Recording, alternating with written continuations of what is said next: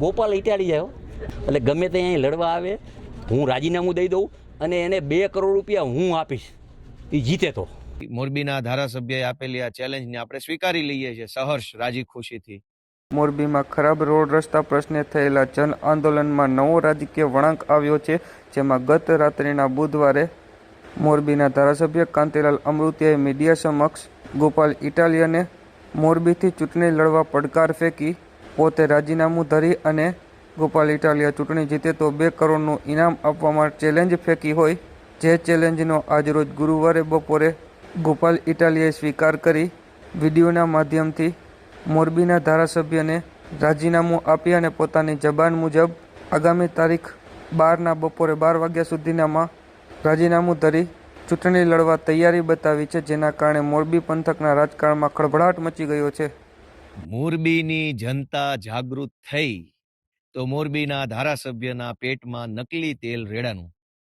અત્યાર સુધી જનતા અન્યાય, અત્યાચાર, શોષણ અને તાનાશાહી સહન કરી લેતી હતી તો કોઈને તકલીફ ન હતી, પણ જેવું જનતાએ બોલવાનું ચાલુ કર્યું કે ભાઈ આ તો ગટર ખરાબ છે, રોડ ખરાબ છે, પાણી ભરાઈ જાય છે, રોડ ઉપર રખડતા ઢોરનો ત્રાસ છે, ટ્રાફિક જામ છે, અનેક સમસ્યાઓને લઈને આમ જનતાએ જ્યારે અવાજ ઉઠાવવાનું ચાલુ કર્યું તો મોરબીના ધારાસભ્યના પેટમાં નકલી તેલ રેડાયું.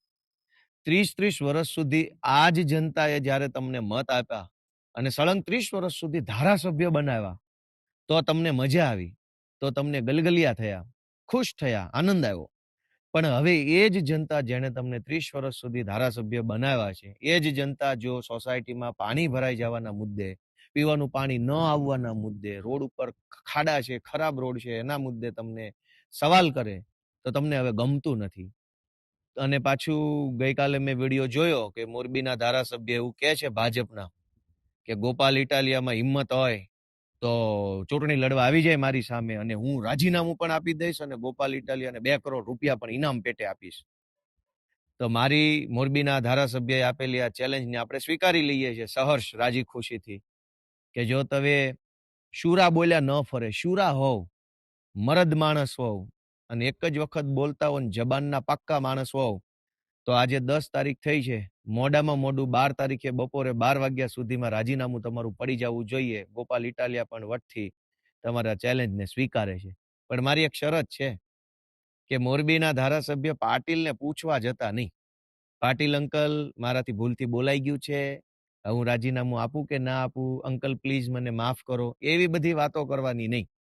પાટીલને પૂછ્યા વગર જ તે તમારા પોતાનામાં હિંમત હોય, તમારામાં તાકાત હોય અને તમારામાં એવું ડેરિંગ હોય તો CR પાટીલને પૂછ્યા વગર, એની પરમિશન લીધા વગર, પાટીલ મને ખીજાશે, પાટીલ મને ઠપકો આપશે, પાટીલ મને મારી ઉપર કાર્યવાહી કરાવશે એવી ડર રાખ્યા વગર મોડામાં મોડું 12 તારીખે બપોરે 12 વાગ્યા સુધીમાં જો રાજીનામું તમે આપી દો તો ગોપાલભાઈ ઇટાલિયા તમારી ચેલેન્જ સ્વીકારે છે.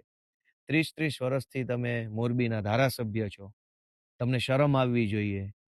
તમને એવી શરમ આવવી જોઈએ, તમારે ચેલેન્જ એમ મારવી જોઈએ કે અહીંયા કોઈ આવીને, મોરબીમાં આવીને અમે જે 30 વર્ષમાં વિકાસ કર્યો છે એમાં ખામી ગોતી બતાવે, એવી ચેલેન્જ મારવા નથી. પણ તમે એવી ચેલેન્જ નથી મારી શક્યા. શું કામ? તમને ખબર છે કે બધું એવા કામની ચેલેન્જ મારશો તો ચાલે એમ જ નથી. કામ તો કંઈ કર્યા નથી. લાતી બજાર છે, પંચાસરા રોડ છે, ઉમિયા સોસાયટી છે, SP સરદાર પટેલ સોસાયટી, અનેક વિસ્તારો છે જે મોરબીના પોશ એરિયા કહેવાય, એમાં પાણી ભરાઈ જાય છે ચોમાસામાં. થોડોક 1 ઇંચ વરસાદ આવે ત્યાં તો રેલમછેલ થઈ જાય છે. તો 30 વર્ષથી ધારાસભ્ય હોવા છતાંય તમારે હવે મને ચેલેન્જો મારવી પડે છે, એ જ તમારી નિષ્ફળતાનો સૌથી મોટો પુરાવો છે. અને તમારી ચેલેન્જ અમે સ્વીકારી છે. તમારા પોતાના ભાજપના પાટીલ અંકલને પૂછ્યા વગર, પાટીલ અંકલનો ડર રાખ્યા વગર, તમારામાં હિંમત હોય તો 12 તારીખે બપોરે 12 વાગ્યા પહેલા રાજીનામું આપી દો. ગોપાલ ઇટાલિયા આવશે મોરબીમાં. જય જય ગરવી ગુજરાત.